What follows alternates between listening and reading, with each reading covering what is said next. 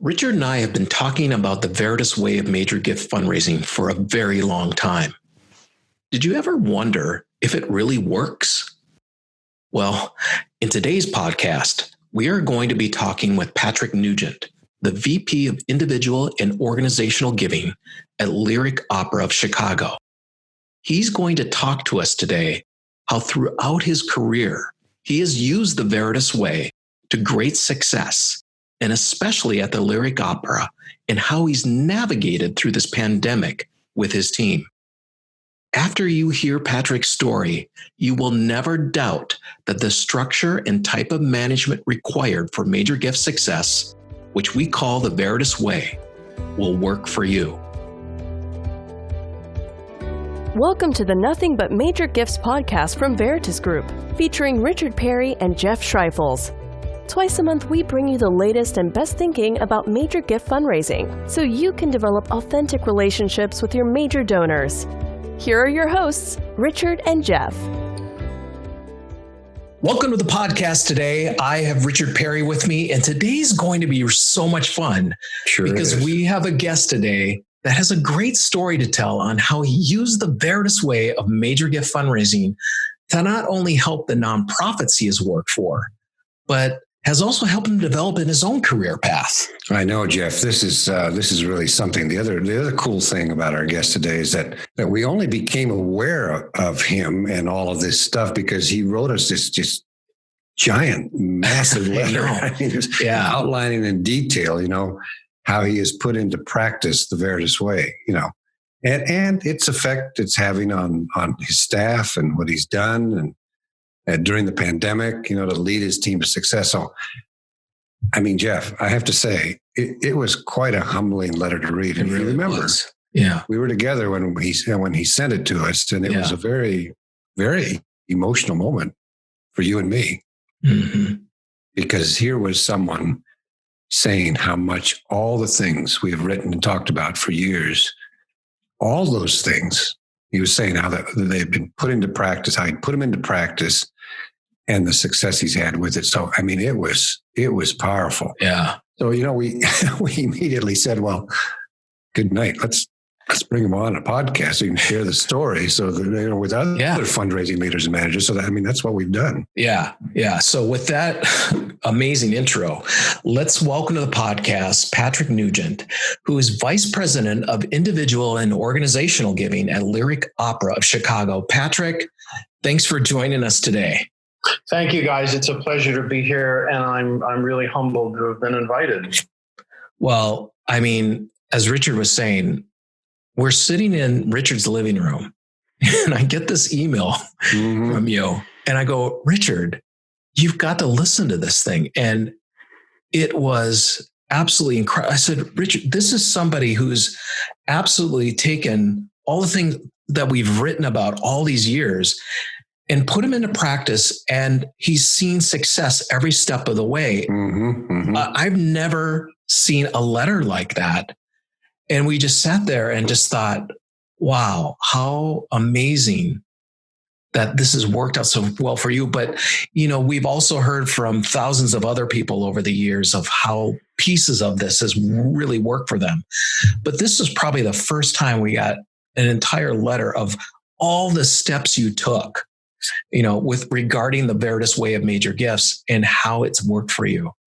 So I'd love to first start out by just saying, why don't you tell us your story on how you got involved in fundraising in the first place and how you actually ran into Veritus in that journey?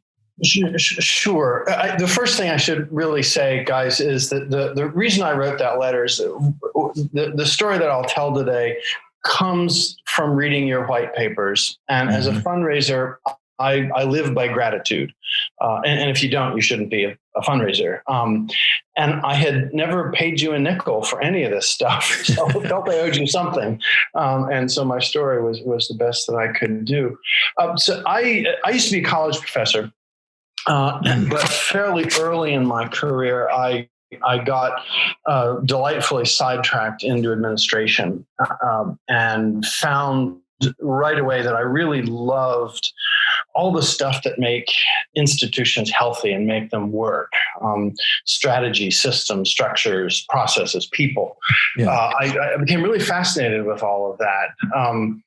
And as part of the administrative work that I was asked to do, I had to write a $2 million grant proposal to a foundation. I'd never done such a thing. The grant proposal succeeded, which gave me that taste for fundraising, which, again, if you don't have that taste, it's hard to succeed. But it got me involved in administration. And from the college where I was teaching here in the States, I went then and was the president of a very small college in Western Kenya, where my love for all things administration, strategic planning, and all that really blossomed. And to support our work and our family's presence in Kenya, my wife and I had to travel around the United States and raise money. And somebody said to us, because I was terrified by that notion of actually asking somebody for money. And the advice we got was just tell the story, talk about the college, talk about what you're trying to accomplish and your vision and so forth. Don't even talk about the money. Somebody else will make the pitch. So I learned fundraising as telling a story of something that I was deeply about, and my wife as well. This was a partnership. So after 5 years in Kenya, we had to come back to the United States to take care of my in-laws who were elderly and not doing well. So I couldn't pick the city and then find an academic job, so I had to find something else to do. And I ended up landing a job as director of major giving at a big museum. I had no experience with major giving. I had no idea what I was doing. My boss, the VP for development, was also new to the field. She had come from the corporate world. So she sent me to fundraising school in Indianapolis, to what is now the Lilly School. Right. I did a couple weeks of courses there, which kind of gave me the basics. But I got back into the office, and it was me and a computer and a bunch of file drawers, and I had to figure out how to raise major gifts, whatever that meant. And it was a very halting kind of a process. I was competing against the so-called annual fund people who were also in charge of all the data. So I couldn't get the data that I needed. They were hiding donors from me so they wouldn't lose those donors. It was really hard. But the departure of one person enabled me to go. My boss says, please let me take over all individual giving, our very, very small special events project and the data stuff, and let me build an integrated team. And she said, yeah, go ahead and do it. So I had the team and I built the team, but then I had to figure out how we're going to do this. And I don't remember exactly how I first connected with Veritus, but you guys do have a knack for getting into people's inboxes. I'll give you credit for that. So somehow you got into my inbox, and because my academic degrees are in Latin and Greek, I noticed the sort of Latin word, and I think that's actually what made me open the email. But what was on the other end of the email was a blog, I believe, summarizing the basic notion of a goal, a strategy, and a plan for every donor. Mm-hmm. Yeah. And that took me to the white paper. And I opened the white paper and I thought, this is how it's done. It was a system. It was a structure. It was a process. It was something that I could put on the desk next to me and follow it out and train the people who worked with me to do it. And then I found the one on the 7 steps or 7 keys to a successful major gift program, which kind of opened my vistas even further. And then the one on qualifying donors for major giving caseload, which supplemented stuff I was reading elsewhere, but gave it a kind of a precision. You guys have a little different take on what the word qualification means.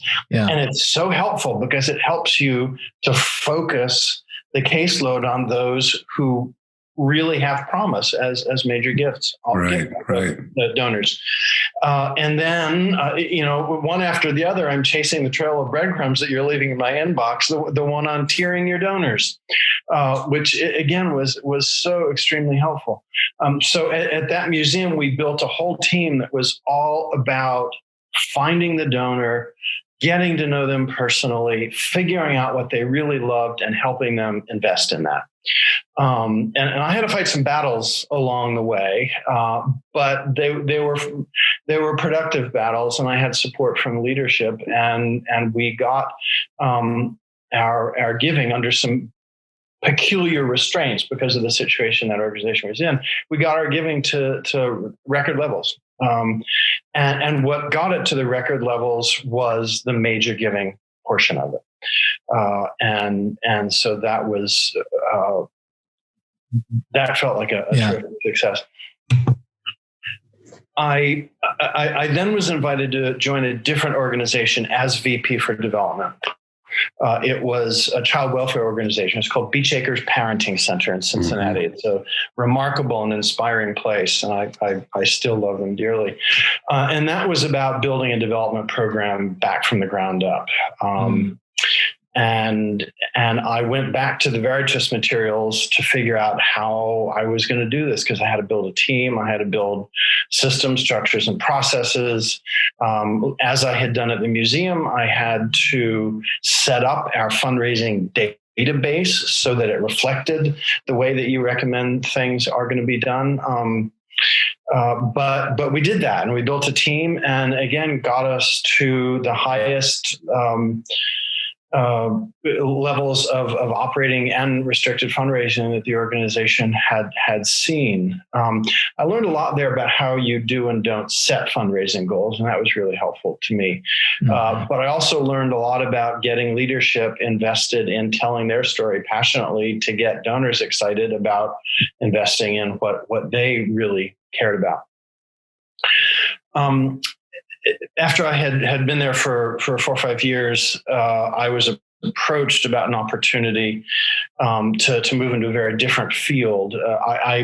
One of my great loves is classical music, and the Annapolis Symphony Orchestra in Maryland was looking for an executive director. My in-laws were no longer with us at that point, so we didn't have to stay in Cincinnati, and my folks are in Maryland. I thought, well, this is kind of interesting.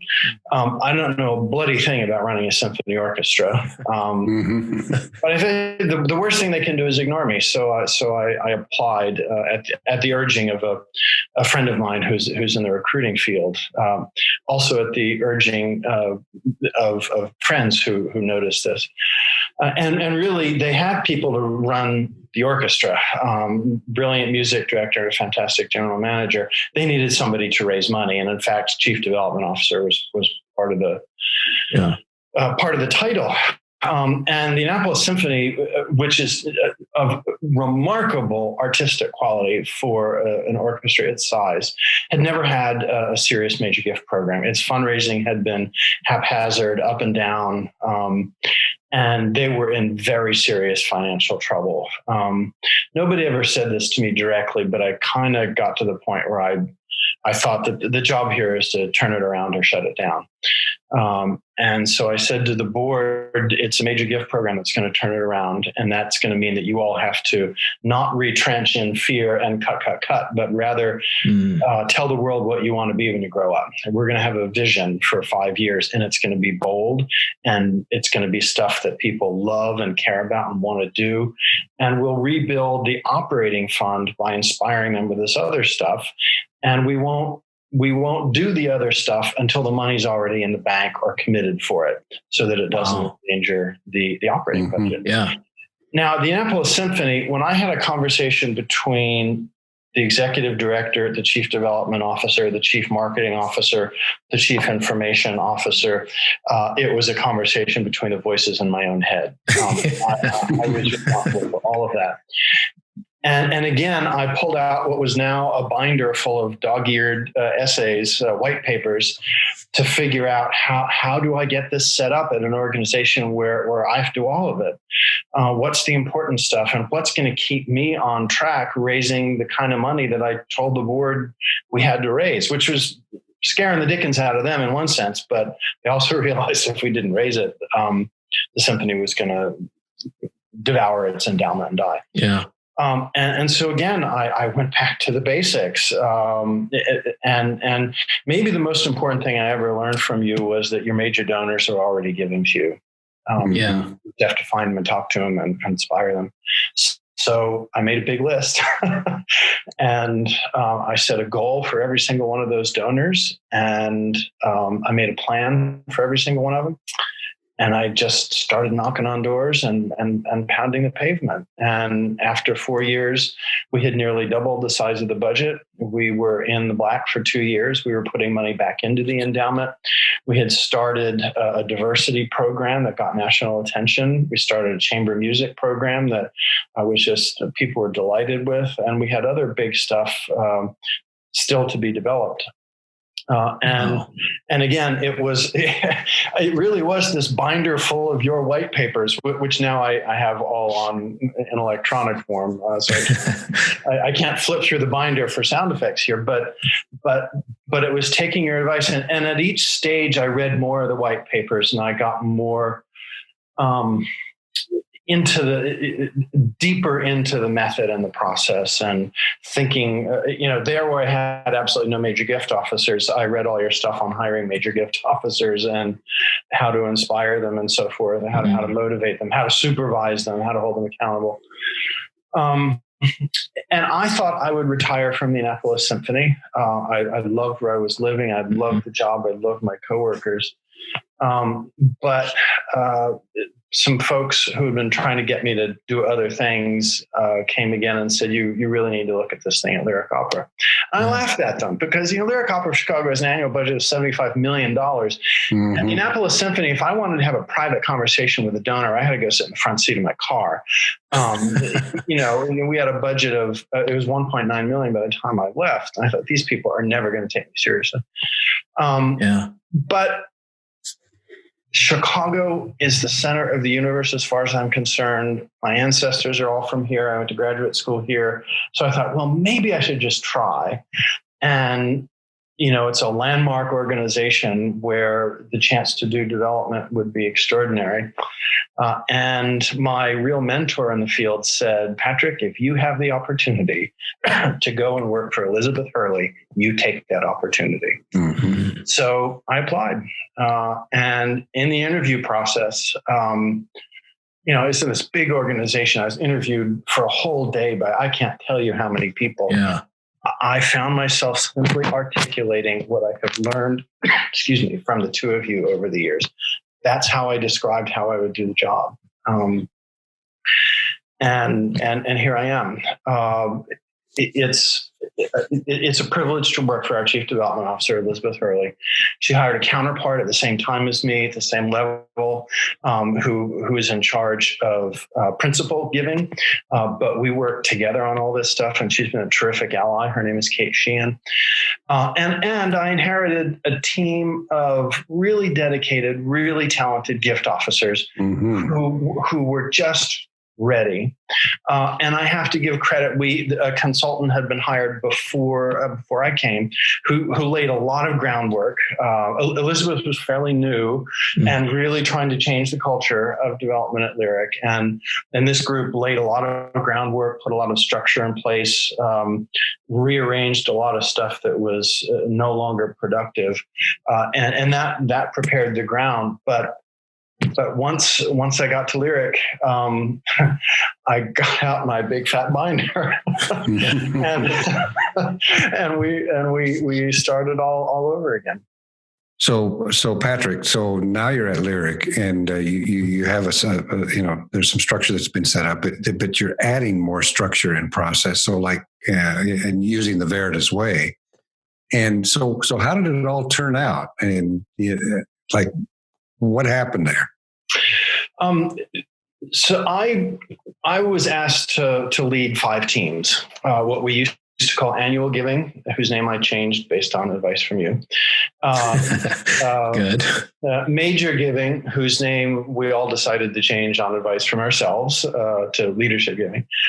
Planned giving, institutional giving, and operations. And essentially, I started with the gift officers because that was going to be the linchpin of the whole thing.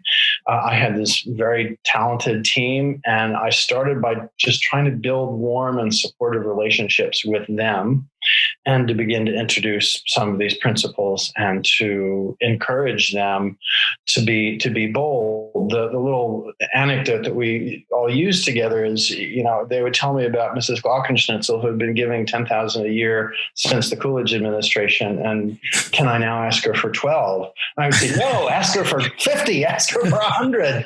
She's signaling something to you, but figure out what she loves and help her to invest in that. So that was the first principle. Just figure out what they love. Passions and interests. And exactly. And ask them to invest. And the second thing was, you need to have a goal for every donor, a strategy for how you're going to get there, and a plan, a step-by-step plan. And that has to be enshrined in our database. That was where we launched. And where did it end up? I mean, so what progress have you made so far? We, for a variety of reasons, for which I and my team cannot take all the credit, we reached a fundraising goal that was quite extraordinary, and some felt unrealistic, of about $30 million. Wow. But along the way, we had a massive road bump, which is COVID. Right. And when COVID hit, we were in the middle of rehearsing 3 complete cycles of our new production of Wagner's Ring. It is the most expensive thing an opera company can do. And we had to make the decision to cancel those cycles. It was devastating for the organization. And in the worst case scenario, we were facing losses of about $27 million. Wow. Now, the company undertook some austerity measures, which helped. And we turned to our donors and we said, we've been telling our donors that they matter to us, that they're the center of the picture, that we can't do this without them. We've been helping them identify what they love and investing in it. We need to talk to them based on these relationships and ask them to help us out. And so that was what we called the Heroes Fund, which I can detail if you like, but it was getting on the phone and talking to people heart to heart as transparently and honestly as we could. And we raised about $10.5 million doing that. Wow. Between these various things, we were able to reduce those losses from 27 million to about 6.5 million. Wow. That's good. That's huge. Wow. This is quite a story, Richard. It is. I mean, from, the going all the way from your very first beginning, Patrick, of starting, you having to build your own major gift program and development and all of that, finding the Veritus white papers and using that as your baseline along each step of the way, and having it churn out to see incredible increases in funding every time you used it, is just a great endorsement of the Veritus Way and the structure that you need. And then also it's all built on that building relationships with donors so that you can discover their passions and interests and relate it to all the great projects and programs your nonprofit has. Yeah. So the question I have, Jeff, for Patrick is like, what tips do you have for leaders and managers at nonprofits? I mean, if you were to say, well, here's the 3 to 4 points, what are they in your mind, Patrick? Sure. I guess the first thing I would say is you have to invest in major giving. There is not a corporation in the world that increases revenue by cutting its sales force. And the same thing is true in nonprofits. And major giving is where the money is. Corporate funding, foundation funding, that is becoming a smaller and smaller piece of the pie. It's individuals. But in order for that to happen, you need to let your major gift officers raise major gifts. They should not be planning and running galas. They should not be doing prospect research. They should not be doing anything other than building relationships with donors, following a disciplined strategic plan and asking. Yes. And then stewarding those gifts. If you distract your major donors, your major gift officers with other things, they will willingly and happily be distracted. And one of the things we did at Lyric Opera with the support and advice of our consultants was to do exactly that, to let all the gift officers focus on fundraising, on major gifts. I think another is in all of the teams. So I work with plan giving, I work with major giving, I work with the direct response, and I work in collaboration with principal gift folks. You have to have a goal and a strategy and a plan for every single donor. And each fundraiser needs to be held accountable to that on a week by week, donor by donor, meeting by meeting basis. Now, why is it, Patrick, that people resist that? Because we say that all the time. Figure out the passions and interests. Yeah. Figure out the communication preferences. Set goals. Create a plan for every donor. And then when it comes down to that, you mean a plan for every donor? Like, why do I need to do that? Or they intellectually acknowledge that they need to do it, but they don't do it. Now, why is that? I wish I knew the answer to that question. I think it's because it seems like the strategy, plan, and goal for every donor is an enormous amount of work. But I have relatives in the insurance industry, and my boss at the museum came from sales. That's how they do this. Highly disciplined. And they don't get to moan about about a strategy and a plan and a goal for every customer. They just have to do it. And I think it's just a matter of culture change. But also I find that setting things up that way and using your database to do it means you can open your database in the morning and you know what you have to do today, the 15 things you have to do to move your donors along. How you get to a revenue goal without a plan, how you connect with all these donors and understand their passions and get them connected inside the organization without a plan, I just don't know. I don't know how you would do that. I also know that even though it's laborious, once you do it and it starts working for you, it doesn't feel so laborious anymore. I know. That's what we tell folks, but I'm glad you're saying that. Yeah, and in the end, it feels liberating. And once you've done it the first time, then really mostly what you're doing is updating and upgrading those plans over time. And you're not thinking about the mechanics of getting all the steps set up in the database.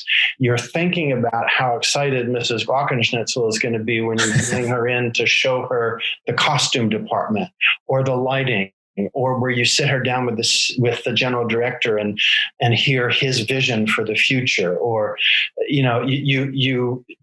these plans and goals take on flesh because you know and you love the people whom you're engaging.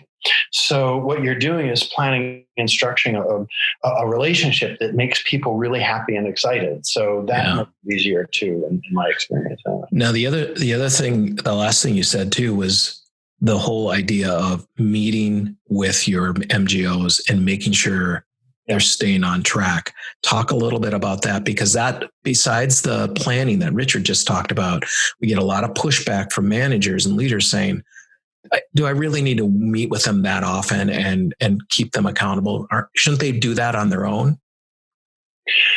It's a great question. And I go back to, our cousins in sales. That's how they do it.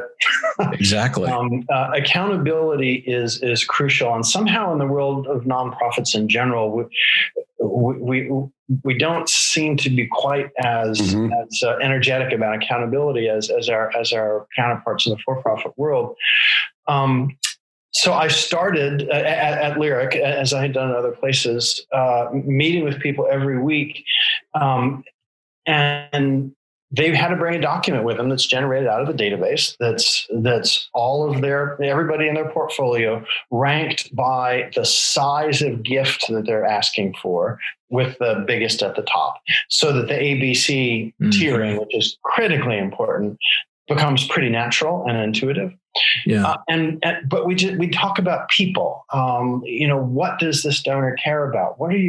How are you puzzled by this person? What obstacles are they presenting? What have they asked for? How can you be responsive to what they're telling you in the relationship? So it ended up being a creative, supportive, nurturing conversation, not a conversation where I had a ruler in my hand to wrap their knuckles with.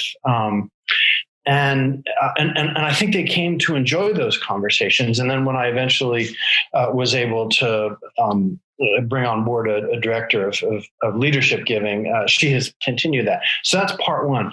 Part two was I had, because I was in charge of operations, I had the opportunity to restructure the whole department's meeting schedule, and we took what was supposed to be a prospect meeting, which was not working, and turn it into a fundraising meeting where everybody gets to report for 5 minutes. And it's not just my teams, it's principal giving as well. And we alternate, 2 teams report 1 week and 2 teams report the next week. But, what have you done in the last 2 weeks? What are you doing in the next 2 weeks? What are your metrics looking like? And then we reserve time for 3 or 4 case studies where somebody can put a case on the table that's either a great success that they want to share and talk about, or where they're having trouble and they want support from their fundraisers. And that's awesome. People enjoy these meetings. Yeah.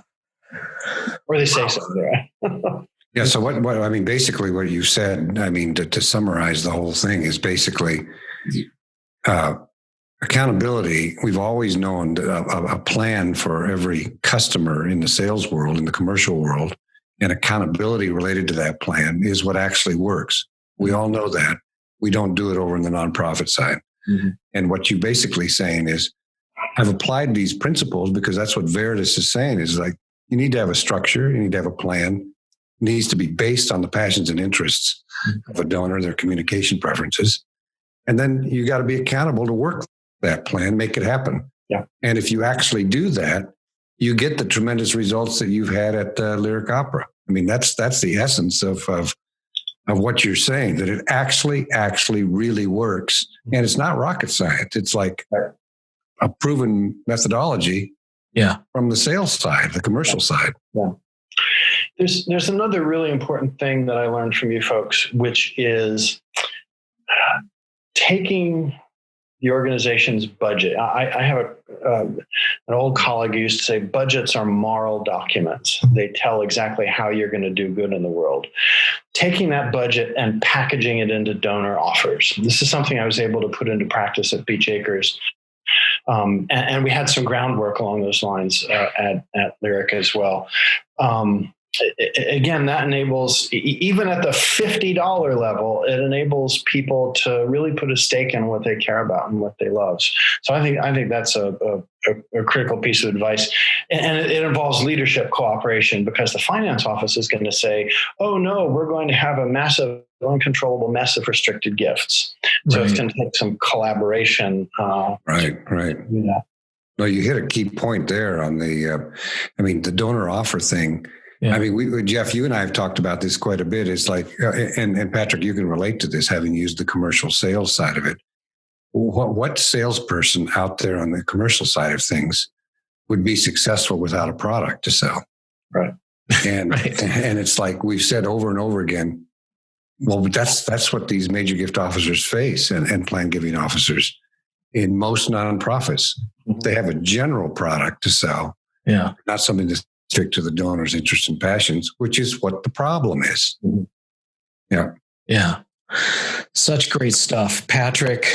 Wow, this has been such a great time with you. And Richard and I want to thank you for coming on the podcast today and inspiring us with your story, really, and to inspire others to continually strive to manage and lead a great team by using a solid structure, what we call the Veritus Way. So thank you so much for joining us today and telling your story. It's very, very powerful. Yep. Thank you, Patrick. Well, thank you for the opportunity. And I have to close by thanking you all for the way in which you've put all that material out there for people to use and to learn from. And I'm grateful also that I've always had fantastic teams and colleagues to work with. Integration and collaboration is the key. This is not a hero thing. This is all teamwork. Nice. Very nice. Hey, we have a free white paper for you today. In fact, it's one of the white papers that Patrick talked about today. And if you go to veritusgroup.com and go to our resource tab, you can download the white paper called The 7 Keys to a Successful Major Gift Program. So thank you for joining us, and we'll see you next time. Yes, thanks so much. Thank you for joining us for the Nothing But Major Gifts podcast from Veritus Group. Richard and Jeff also write an ongoing blog that you can subscribe to for free at veritusgroup.com. Please join us again next time.